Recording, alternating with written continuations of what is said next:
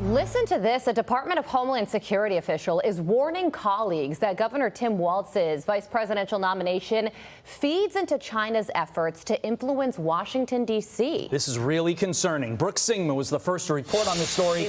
She is here with the details. Brooke. Good morning, you guys. Yeah, so House Republicans are intensifying their efforts to investigate the Democrat vice presidential nominee and Minnesota Governor Tim Walz's alleged ties to China. House Oversight Committee Chairman James Comer releasing a portion of DHS internal communications it received from a whistleblower discussing China's alleged activities with Walz. The message was sent by a DHS employee to colleagues on Microsoft Teams saying, quote, "Walz got the VP. You have no idea how this feeds into what the PRC, or the People's Republic of China, has been doing here with him and local government. It's seriously a line of the intel targets someone who is perceived they can get to D.C." Now, Comer, in a letter to DHS Secretary Alejandro Mayorkas, says, quote, "The committee's releasing the above message as an example of the communications within DHS's possession in which DHS officials express concern about the CCP targeting politicians and their influence operations at the state and local levels." Comer says specifically their concerns about China's influence operations as they relate to Governor Walz. Now, last month, Comer subpoenaed Mayorkas for records relating to those alleged connections after the whistleblower notified him of those messages. Comer is now accusing the Department of Homeland Security of stonewalling the subpoena. He says, quote, "DHS did not produce responsive documents before the subpoena's due date and subsequently neglected to produce a single responsive document."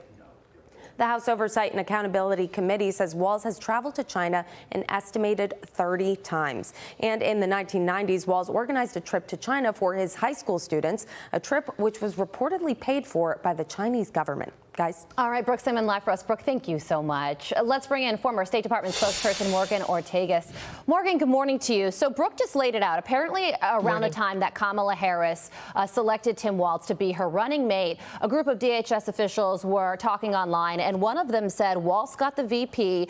You all have no idea how this feeds into the PRC, into what the PRC has been doing here with him and local government." So why do you think this DHS official would feel that way?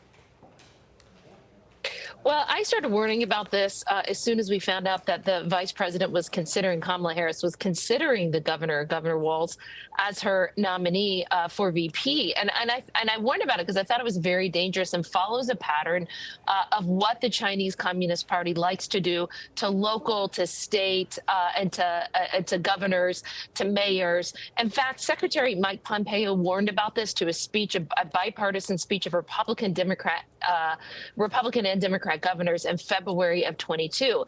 And he warned that this is what the Chinese government tries to do. The Communist Party tries to use soft power means to cultivate people over time to get them, I mean, quite frankly, it's relationship building for them in a way, right? By having so many trips, especially paid trips, they're trying to whitewash things that the Chinese Communist Party is doing. Things like stealing our intellectual property, like unleashing COVID on the world, like sending the chemical precursors of fentanyl to this country that is the #1 killer of young people. And of course, we can't forget the ongoing genocide in China, in Xinjiang. And so the Chinese Communist Party tries to offer investments, money to state and local officials to soften them up so that you don't criticize them for the harsh actions of their government. Yeah, and you know, it's really interesting because Tim Walz, of course, out on the campaign trail, and he's the one he's saying that Donald Trump is the one who has friendly relations with China. Listen to this.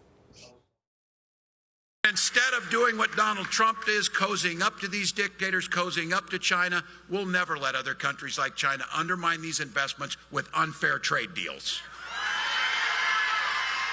Look, that's a plan, not a concept of a plan, and I'm damn proud of it. And that comment, Morgan, particularly notable because Donald Trump is the one that's proposing a 60% tariff on all Chinese imports, which is something that Kamala Harris criticized in her speech last night. But overall, what do you think about that coming from Tim Walz?